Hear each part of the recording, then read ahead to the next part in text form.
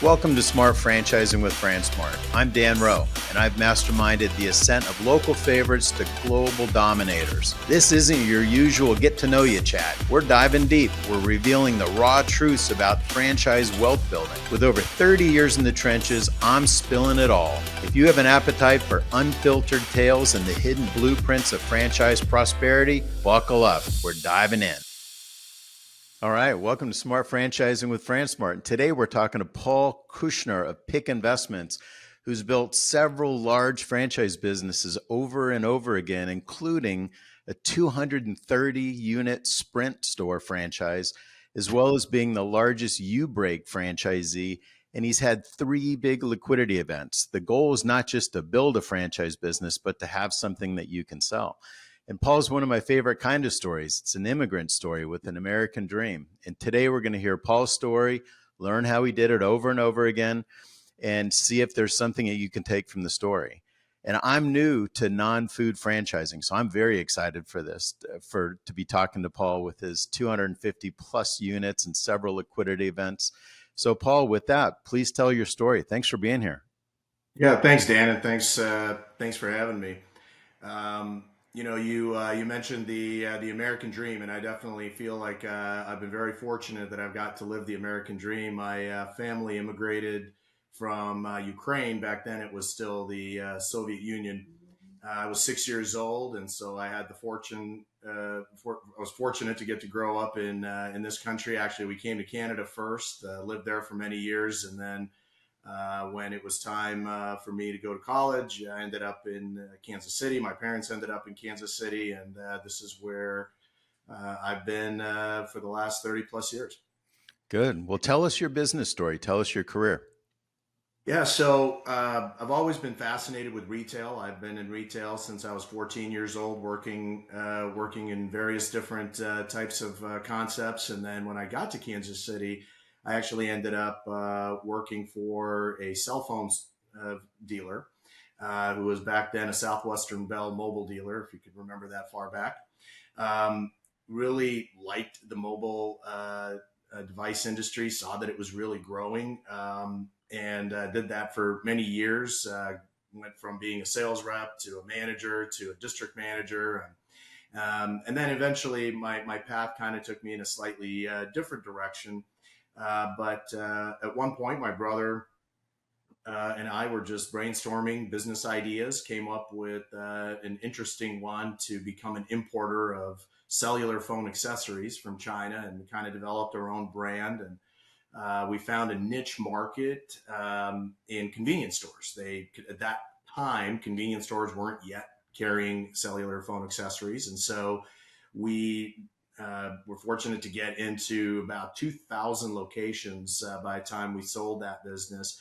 And so that was a great way to cut our teeth in the entrepreneurial space. We made a ton of mistakes. A lot of those mistakes helped us as we continued on our adventure. But in 2004, I had found out that Sprint was looking to create this new dealer model where the stores would look, feel, smell just like a Sprint store. I guess it was a franchise, if you will, but they called it a dealership. And I had actually worked for Sprint for a short period of time, sold phones for them. And so I was pretty familiar with them and really liked the direction they were headed. So my brother and I convinced them to let us open up one store here in Kansas City. And it was a great story because they didn't want us. They wanted people that already had phone stores. At the time, what was really popular was to be multi-branded. So you'd have phones from everybody, and they wanted somebody that would be just Sprint, and they wanted to convert those guys. In either case, we convinced them to give us a shot. We opened up our first store in August of 2004, and we liked it. We liked the business. They liked how we did it. And we just started to grow from there. And then through, the next 15 years of a lot of organic growth, about 2/3 of our stores were organic, and about a third was through we acquired through acquisition. And at the height, we had about 230 stores. We were their largest dealer for most of that time that we were with them. So I mean, there's a couple things in there. So one, you started off as an employee, a minion, right? You were just sort Yes. of had a job, and you had this dream of wanting something more. Where so many people are, like, there's so many people who have jobs that sort of want something more.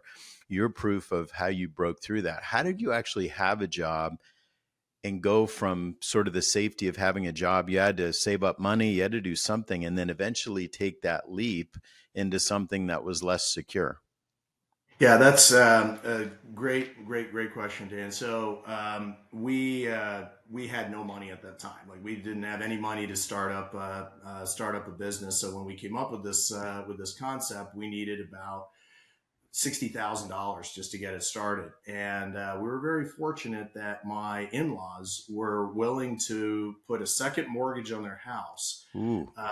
to give us the funding that we needed. And so my favorite joke is that I had just married their daughter, got her pregnant, borrowed money from them. What could go wrong? You know, what could happen? But it worked out, and the business flourished very quickly. We were able to repay their funds plus extra. We definitely made it worth their while, and that's what gave us the kickstart. It's more pressure borrowing money from your in-laws than it is getting a bank loan with personal guarantees. There is no question. There was no way that we could screw this up. We had to be perfect, and fortunately at that time things worked out well. So then how do you go from one to two or three? And then we'll talk next. But how do you go from originally running it, then getting to the next? I find that's the hardest thing for franchisees, especially ones without a lot of money. Getting one open's fine, but how do you go from one to the first kind of two or three before it's really a company? Yeah, I think that we were very fortunate because we had a lot of success with the first one, so it started to give us some cash flow. Also, right around that time as we started building the Sprint stores, we had sold the accessory business, and that gave us a little bit of cash to be able to add stores. We were also fortunate that at that time it wasn't very expensive to open up a location. So a lot of them in the early days were malls. It was a lot easier to get a kiosk Mm-hmm. and get the inventory for that kiosk. And but there was no question that the business was changing very quickly. That from the one store where I was physically there selling phones side by side with our sales reps, to very quickly within a year having to migrate to being more of a district manager role. And every step of that way, it was a challenge for me because I was used to being hands on. I'm used to being in the store. If I don't like the sales that day, I just try a little bit harder and create more sales from the customers that were coming in. Now you had to get to a place where you're depending on these folks that you've hired and trained to do that for you, and now your job is to become, you know, motivator in chief, right? To get them to be excited about their jobs and achieve the goals that you're setting. Were there other dealers that you could mentor from, or did the corporate have training? Usually my experience with corporate is that they train you, in your case, how to build a store, sell a phone, Five Guys, how to make a burger. They don't teach you the business side of the business. Like, how do you go to be a multi-unit person and all this stuff? But how did you learn that, or where did you get experience? Who helped you through that? You know, there was very little mentorship at that time because it was wasn't a lot of dealers in this area at all at that time. So we really had nobody to lean on, and they were just starting. Sprint was just starting that dealer program, so they didn't have a ton of training. Fortunately, my retail background and my brother's retail background, he was also in retail. We had a lot of knowledge about how to properly run a retail organization. Most first and foremost, starting with the customers, how to properly manage your team to keep them motivated and excited about what they're doing. And so we actually created our own training program, and I still use it today. So for all the businesses that we've had since, we continue to use that same acronym, and sales is sales, right? So it's selling phones. We could use that same sales strategy when we got into You Break I Fix, and even though it was a little different business, we were able to make some minor adjustments and essentially be able to still have a solid sales training. So we were highly committed to that sales training and spent a lot of time focusing our team and training our team and then measuring our team on their effectiveness in that sales process. One of the things that I talk about with franchising, and franchising really allows this, that I've had a bunch of experience in my past. You build a couple of locations, right? You build one, you build two. It's kind of a slog to get through the first couple. At some point, that business, if you delay gratification, if you really think smart, that business will self-fund. You don't have to keep taking money out of your pocket. What was your experience with that? How did you guys do that? You and your brother. The cool thing about your family business, I work with my dad. It's an absolute gift that that you're in business with your brother. But how did you guys discipline yourselves not to take out all the money, but let the money roll? Yeah, that is actually a great question. So we actually did self-fund all of our expansion right up until about the 150th store. It was right around somewhere in that vicinity before we took out our first loan. So Whoa! Hold on, we hold on, hold on. So you borrowed the money from your in-laws for the first one, and you self-funded to 150 locations? We did. We did. It was obviously a very profitable business. We were executing very well. We were making really good money at the time. And to your point, Dan, what we noticed with a lot of the other dealers, which fortunately gave us the opportunity to do a lot of acquisitions, is a lot of other dealers didn't manage their cash flows very well.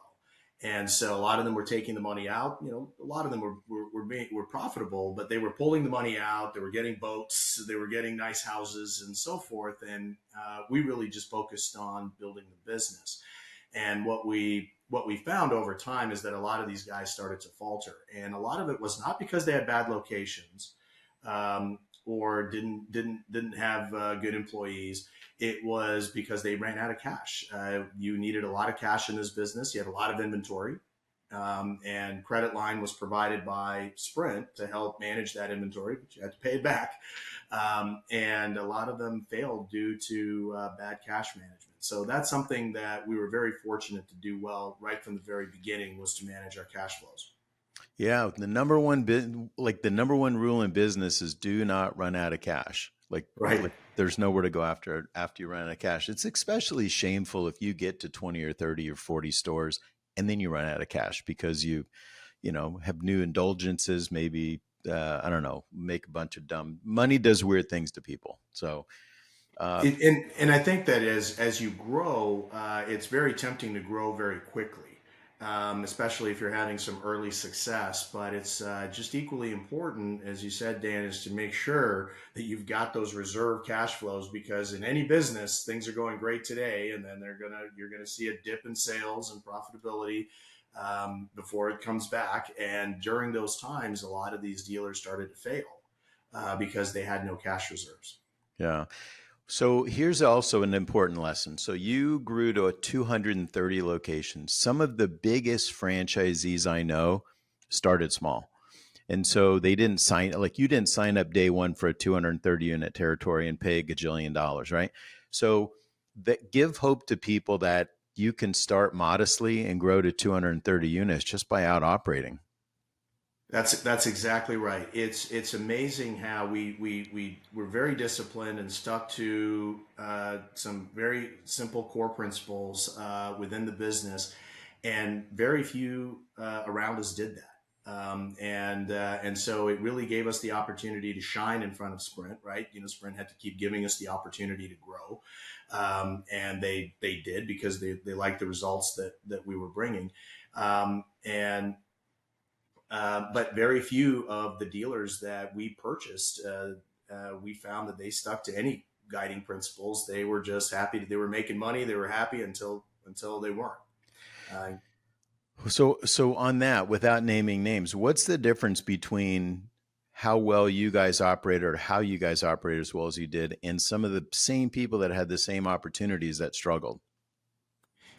I think it's a couple things. I think it's all about executing on operations, right? We all had the same product. We had all the same marketing, right? Sprint did all the marketing for us. So we were all on a level playing field. So then it really just becomes about execution at the store level and obviously the cash management, which we already talked about. But the execution at the store level was not always great. A lot of these guys didn't come from a retail background. They didn't know much about how to run a retail organization. And unless they hired smart and brought some really intelligent people in that have been there and done that, it's easy not to execute well. So we had a good strategy. We executed well. We measured against that execution on a daily basis, and it allowed us to outperform our peers. So to spend a few minutes talking about how you built your teams, how you build your organization, because with 230 stores, you're not running every cash register. And so what are some thoughts that you have or some best practices that you can share about hiring, incentivizing, really aligning compensation with the people that are kind of helping you get to where you're trying to go? Yeah, absolutely. I think in the very beginning, as we got to maybe about 10 stores, I think what I realized was is that the culture that I wanted, it was becoming more difficult already to manage that because I wasn't in every store every day. And that became even increasingly more difficult as we had more and more stores. So we created defined a very good mission statement and a set of core values that we were religious about. We stuck to those. We made sure not only that everybody was trained on it and that it wasn't just a poster on the wall, that we truly lived it. And say with the mission statement was to provide the best customer experience in the wireless industry. Now that's pretty broad, but we actually found a great way to measure that. We early on we hired a secret shop company that not only would secret shop our stores, but would also secret shop our competitors within the same geographic area at the same time, right, in the same day.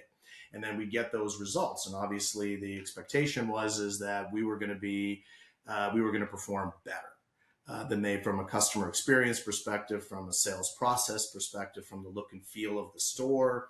And anytime that we didn't, we obviously addressed that pretty quickly. And so we think that it set a tone within the company that we're very serious about this mission statement, that we are going to provide an exceptional experience.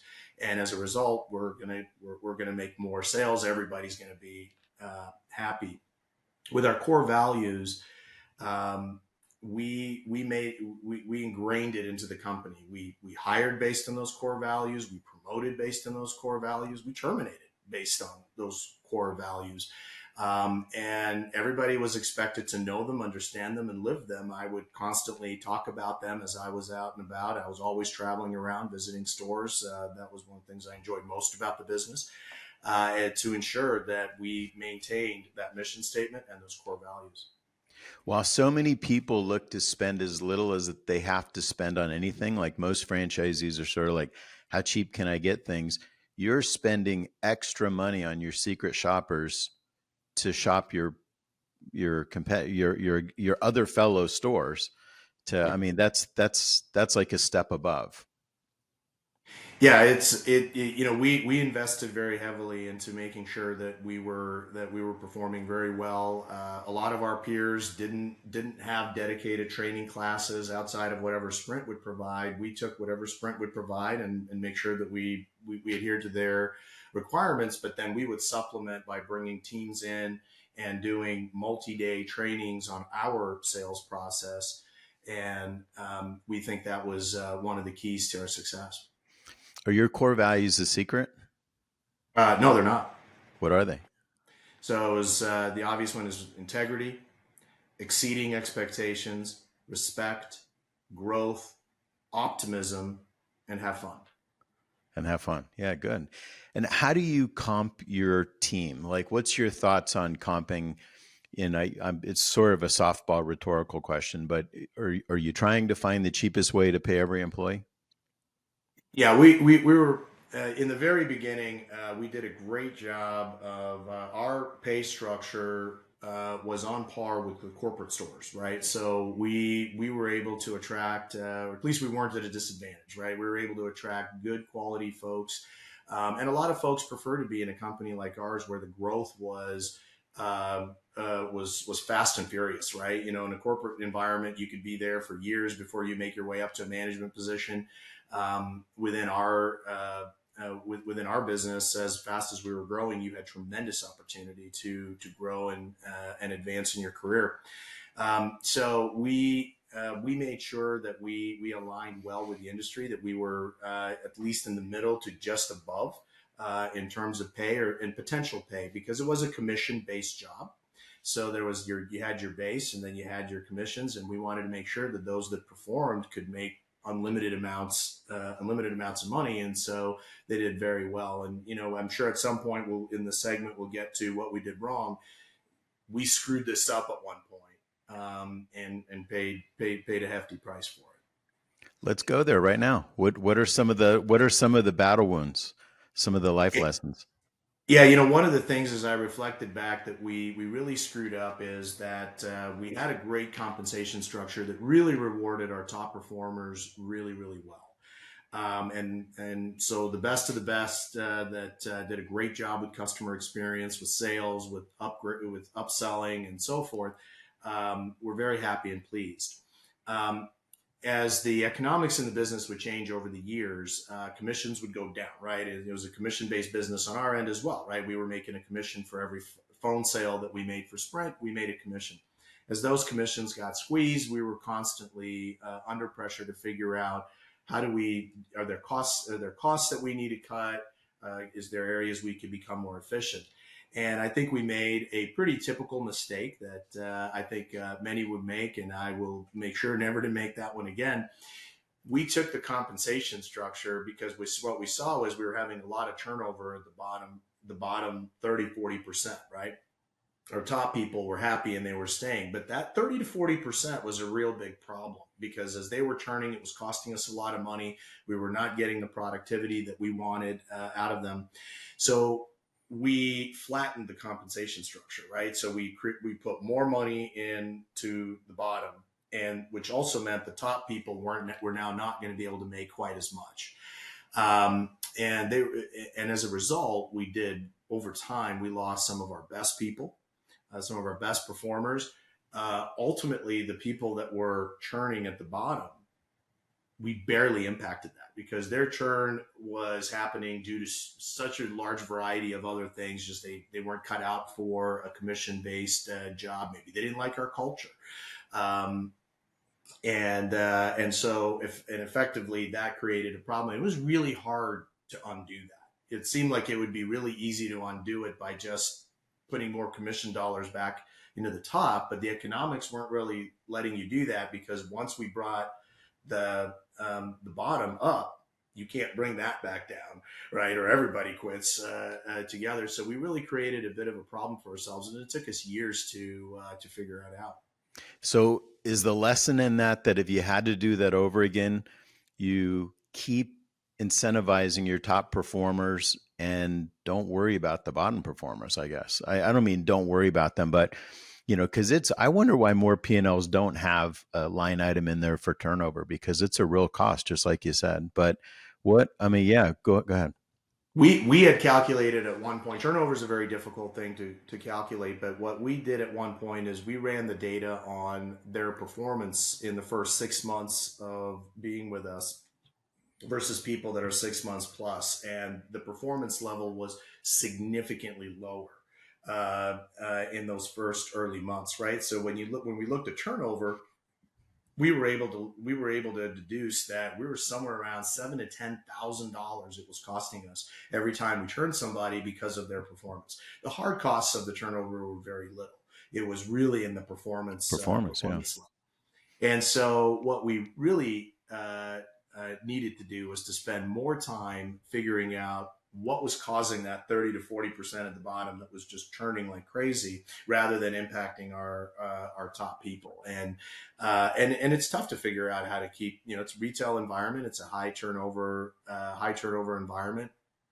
We were living for a good part of that time at about 100% turnover on an annual basis, and that was very difficult. And we tried a lot of different things throughout that time to fix that. And you know, small little things would help over time.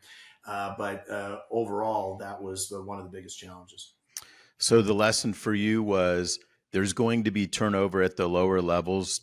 Don't bother with it because all the values with your top performers. So peak the peak, not try to raise the valleys. Exactly.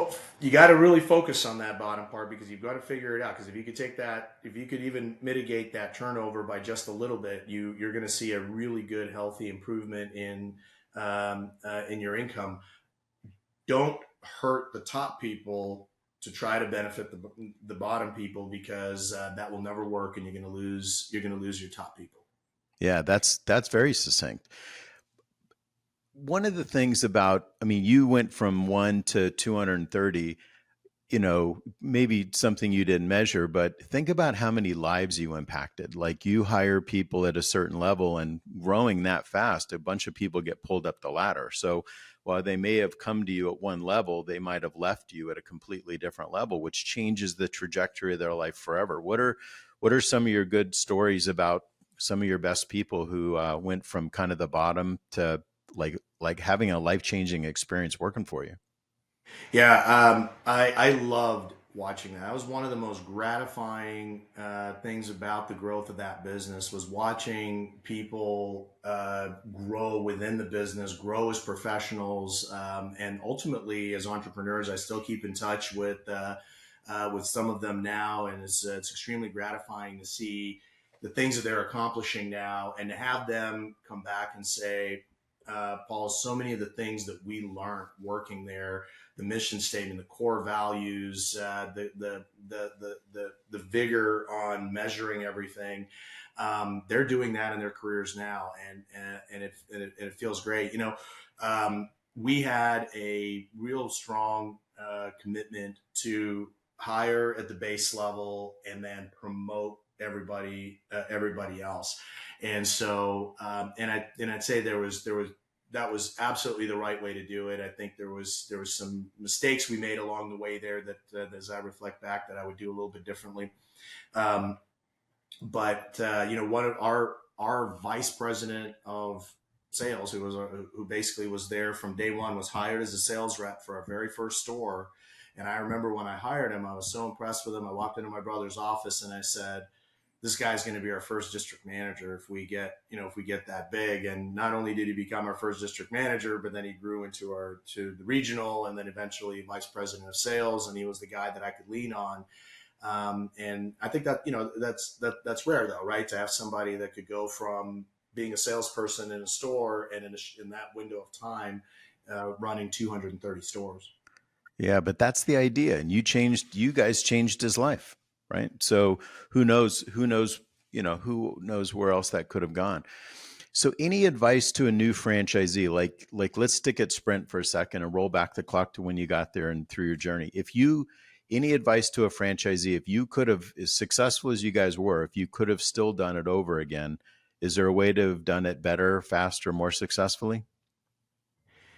I think in the beginning we did a lot of things. We did a lot of things right by being very focused on the core aspects of any business. Right? There's nothing magical about it. You have a focus on your customers. Your customers are number one. You have a strong focus on employees. They've got to love their job. They've got to like working for you. They've got to see the future and want to live the mission that you have.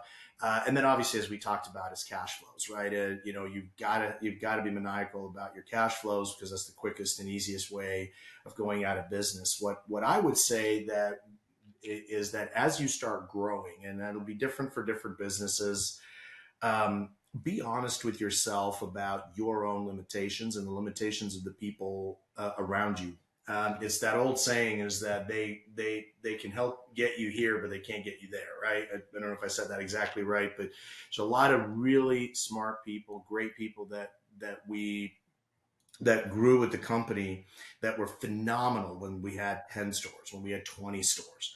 Get to 100 stores, maybe they're not exactly the right person for that role. And I think that there was an opportunity for us to top grade at that time and bring in some real talent from outside to really help us when we got to a particular size. And we did. we really stuck true to our position. We're gonna promote within, and we're gonna grow the folks internally. And obviously, I think that helped a lot with the loyalty from our folks and so forth. But I think there were some missed opportunities, and we could have been even more successful if we had brought in some top talent that had already been there and done that.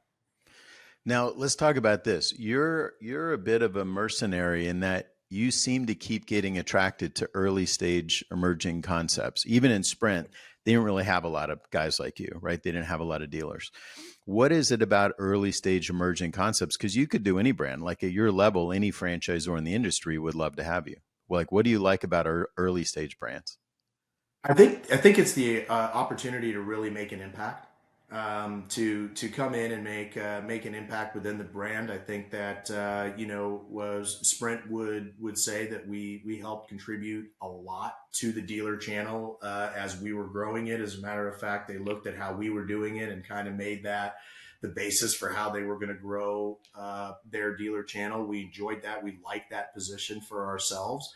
Um, and with You Break, I Fix, we actually started out by thinking we were going to create our own brand. We actually created a brand called Phone Medic here in Kansas City. And we had, I think by the time we became a You Break franchisee, we had 8 stores. We saw that that was an emerging market, that there was great opportunity for a lot of growth.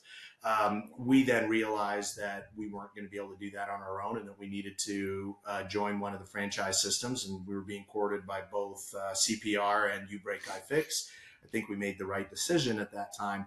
But the ability to really grow where in a space that doesn't have a ton of competition yet, and that there would be a lot of organic growth available, right? Yes, we could jump into any brand and then you just really focus on a lot of acquisition through that, which is fine too. But I love the organic growth piece, which is why I've been attracted to Paymore, just our newest venture that we're just getting off the ground. Is that there's just so much opportunity for growth. So let's get into You Break. There's one right below my office, the Assurian, right below my office. I walk by every day. What is it about that concept you liked? And, well, first of all, how big was it when you got there? How many locations? I think they were at about 300 locations when we got there. Okay. Oh, okay. So they weren't that emerging. I mean, it was considering how many locations they were ultimately going to be able to put in the country, which is, I believe, they should be able to have at least a couple thousand or more. We were still there at the early stages. There certainly weren't any in Kansas City. Yeah. So you had your own company. When you joined Ubreak, did you swap? Did you convert yours to Ubreak? We did. We had to be honest with ourselves. We thought we were going to have our own brand that we'd be able to grow nationally. And what we weren't considering franchising at the time, that was definitely on the table. We thought we would do it all company owned stores. But I think we realized very quickly that the others are growing too quickly. The other franchisees are growing too quickly. We won't be able to keep up. And so then we decided to Mm. explore the two big ones at that time, and chose You Break, I Fix. What do you like about that business? And what's so great about that model? Because they obviously have scaled huge. They have. We saw the opportunity there. As a matter of fact, we had service and repair for many of the years within our stores, right? Just obviously only servicing Sprint products. So we knew that business pretty well. And then once we saw that there was absolutely a need for this to have standalone stores that could repair for anybody and anything. And then obviously we saw that the future was that eventually you would partner with one of the insurance companies, Assurian being the top one. But once you had some scale, now we just never got to that scale. And then obviously saw that at that time, You Break, I Fix already had that partnership with Assurian. Assurian didn't own them yet, but they had that partnership, and realized that we need to jump in. So we understood, we knew the business very well, but we also had a process in place where we felt like we weren't a mobile phone retailer. We were a retailer. We could take any product, any service, and using the same systems that we had put into place, the same disciplines, and we could make that successful. And so we decided to deploy that in phone repair. And so how many you converted, one or two, or and then tell us We about your journey with Ubrake. we converted eight, Okay. I believe was the number at the time. We grew to 17 before we sold back to Assurian. And we had one. I won't call it really an acquisition along the way. I'll say that it was a failed franchisee who again just ran out of money. The doors closed one day, and Assurian, or not Assurian at the time, it was Ubrake needed help. Came to us. We worked out a very nice deal for us to take those over. There was a lot of debt and so forth that needed to be repaid to get those stores reopened. Reopened them, and they flourished. You just made me think about this. What are three things that you've seen across all the different businesses you've worked for? What are three things where a franchisee struggles or fails in a system where franchisees also succeed? What are the people getting wrong? Well, so some of them we've talked about. They don't have a maniacal focus on the basics, right? So that basics of customer experience, employee engagement, and cash flows, right? So there's three things. I mean, those are they are not focused on those things. And managing them properly, they're going to fall apart. I mean, my favorite is on the Sprint side, having guys, after we would take over the stores, and in every case when we made an acquisition, we would, sales would go up 50%, 50 to 100% sales would go up. And we would ask their employees afterwards, we're like, what do you think went wrong? And, just silly things like franchisees would show up and show them their new boat. And, basically like, Employees hey, love that. if you could just work harder this year, I could maybe upgrade this thing. Um, and so that these guys were spending money on the wrong things and weren't really focused, instead of growing their business and making sure that they had ample cash flows for the hard times. But also, they obviously didn't focus on employee engagement properly to motivate the employees to want to be there, to want to work hard for them, to want to succeed and grow within their business. Yeah, for me, my experience is usually operations, take care of Mm-hmm. your people, and usually just like updating small little upgrades or updates. Like nothing's more demoralizing than making your employees feel ashamed of where they work. That's exactly right. And I'll add one more. We made it a priority to have a great relationship with our most important partners, right? Which was Sprint in that business, and Ubreak iFix. We made that a priority, and I think that made a big difference over time, particularly on the Sprint side because we got the opportunity to grow like we did. So it wasn't just our results; it was also that they trusted us.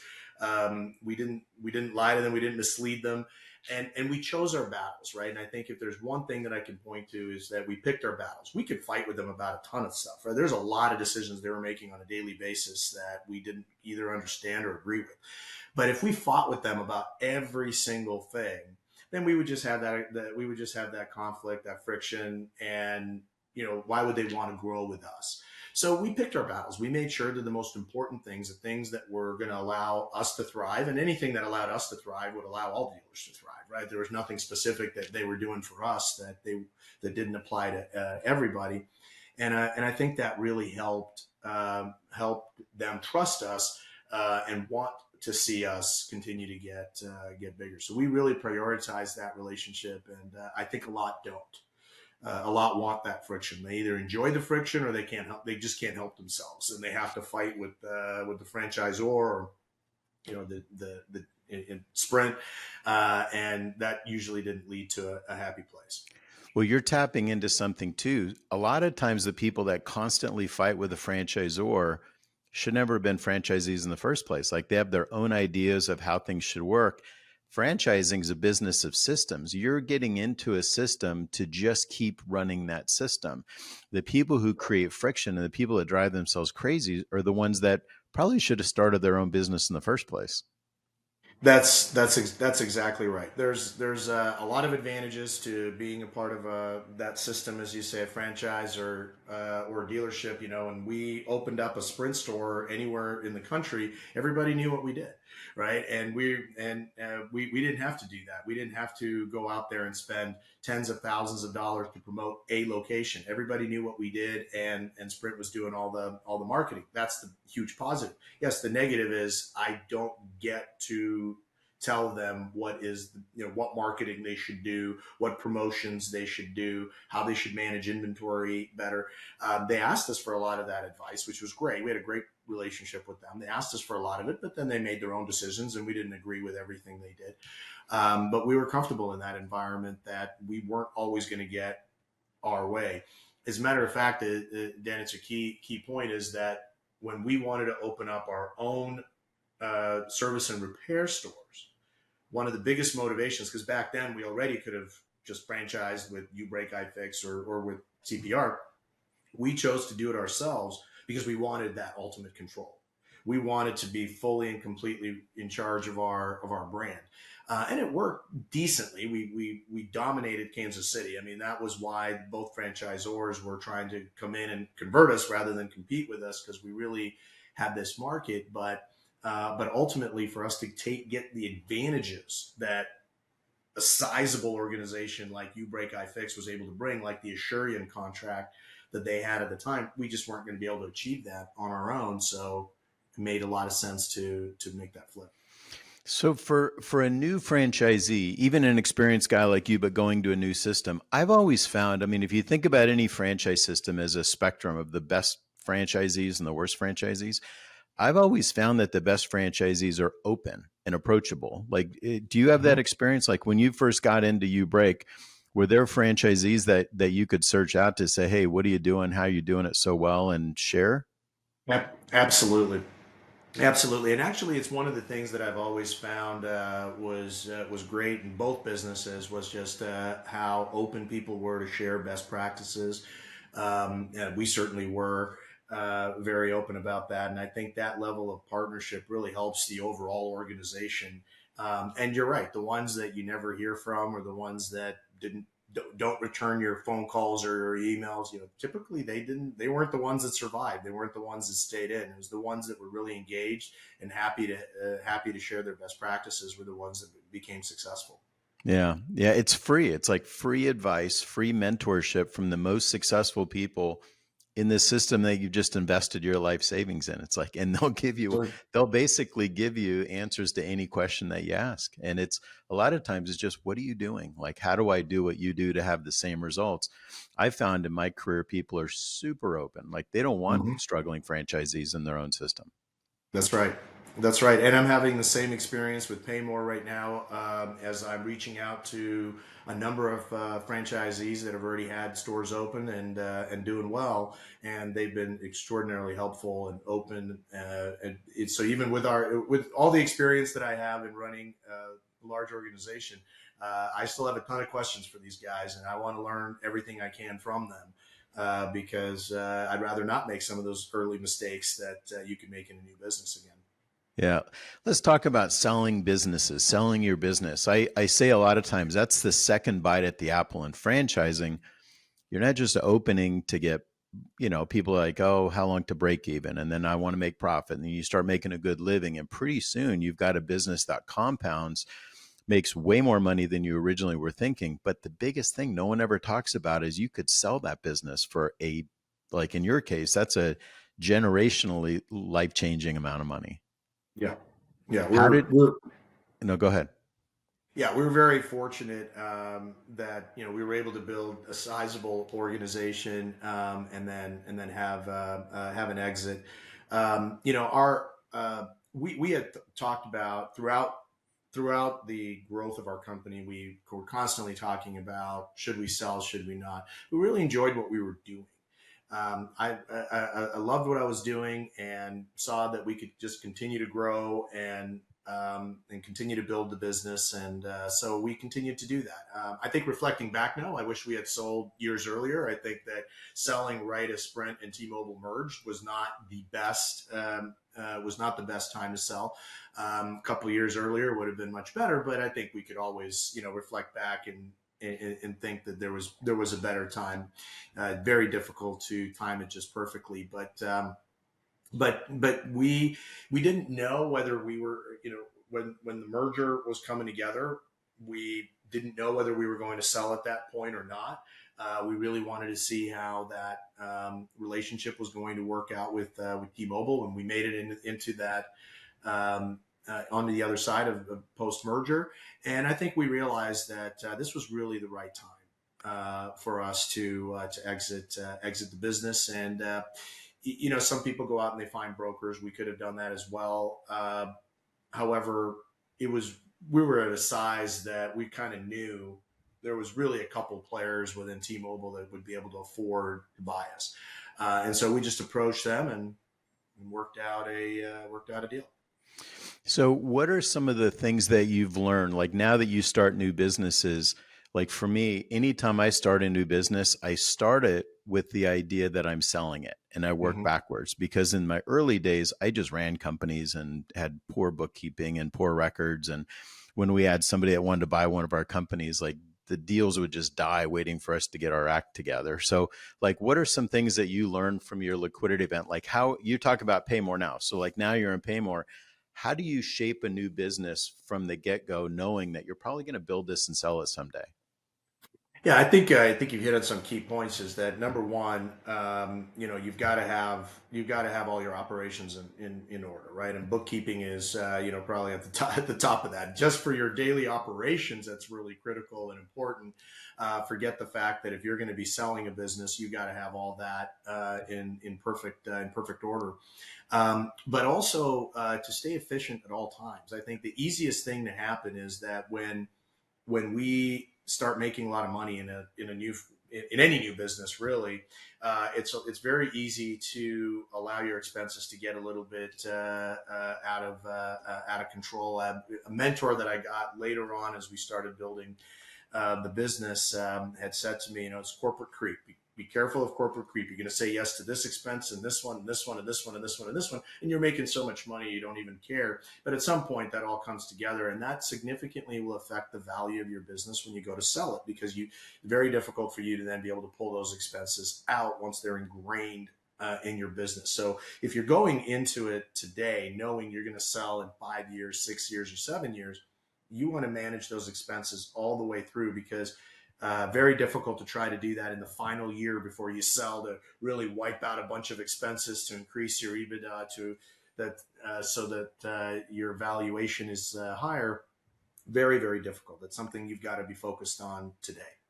What are some of the tricks that buyers use to lower your valuations? Well, first they're gonna tell you that they're gonna need uh, expense here and expense there to be able to operate your business, and you think you can pull this expense out, and they're going to tell you, no, you can't really pull this expense out. We really need to leave that in there. This is where having a good broker is so important, because they really help through that negotiation and so forth. Obviously, the multiple that they want to offer you. I know that even as much as I know about these industries, I still wouldn't be able to tell you today what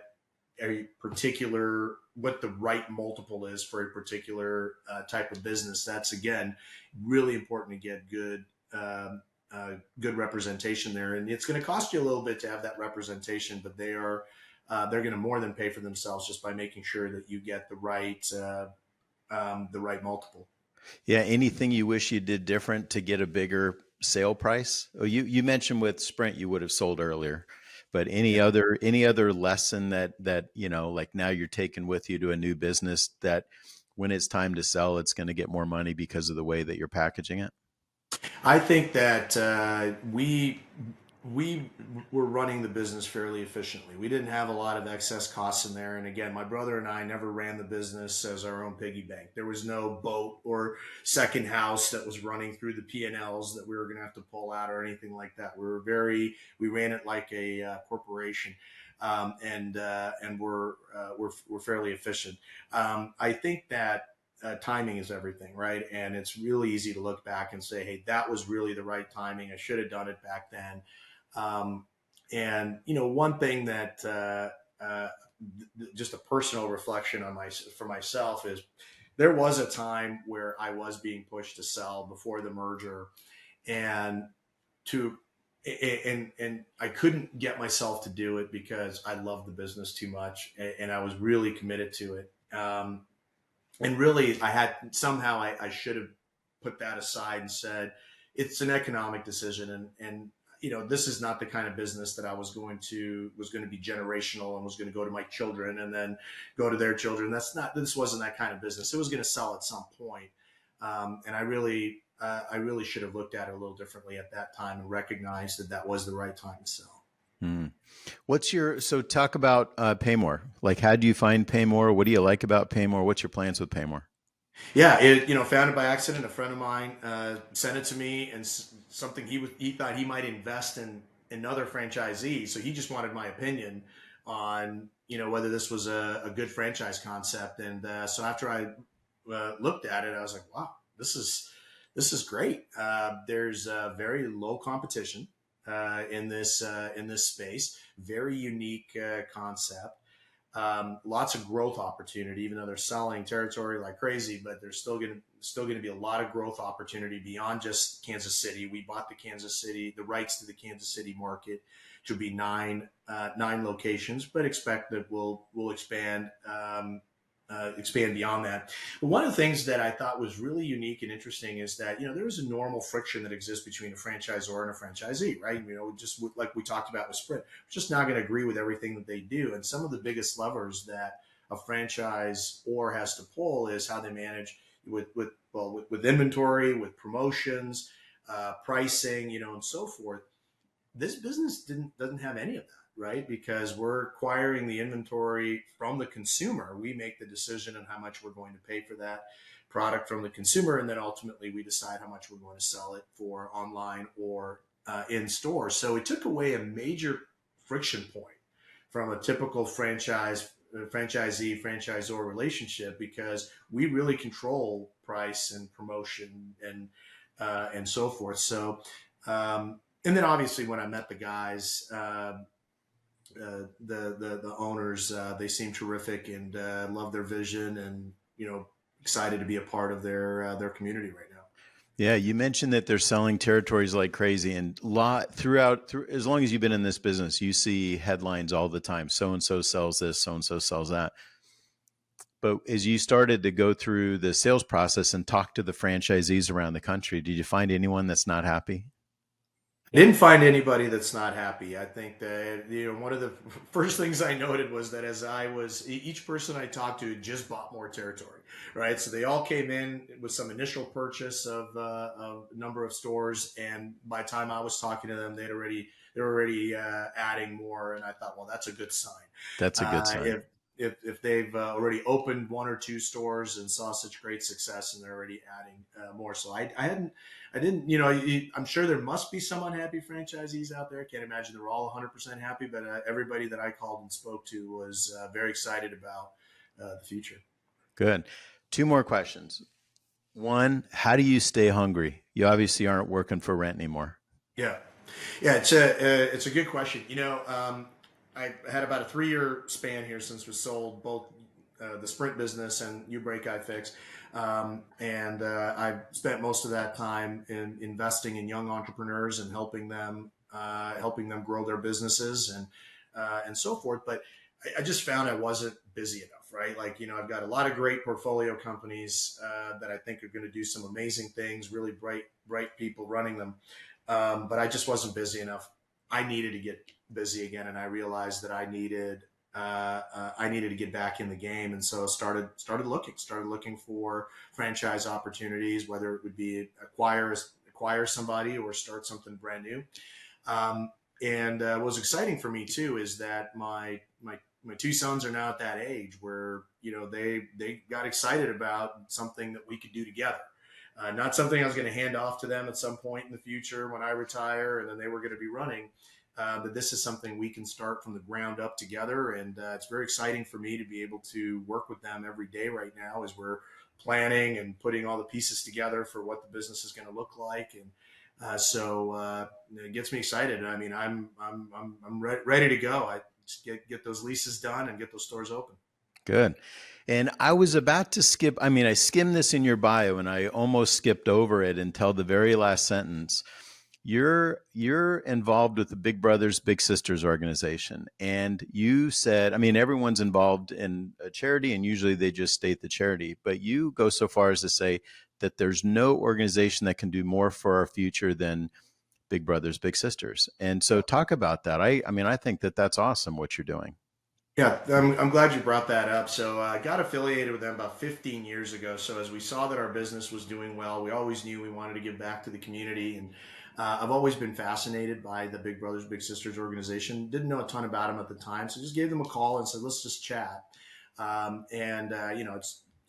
started a 15-year plus relationship. I'm still very involved, and so. And I wanted to make sure that we were involved more than just writing a check. We've certainly written plenty of checks throughout the years, but I wanted to personally be involved because I felt like it was such a powerful organization. Just take two volunteers, a little and a big. Nobody's getting money for this. They're just truly volunteers, and they really change each other's lives. The intent is for the big to help change the little's life, but really when you talk to them throughout the years, I've heard so many amazing stories. They really change each other's lives.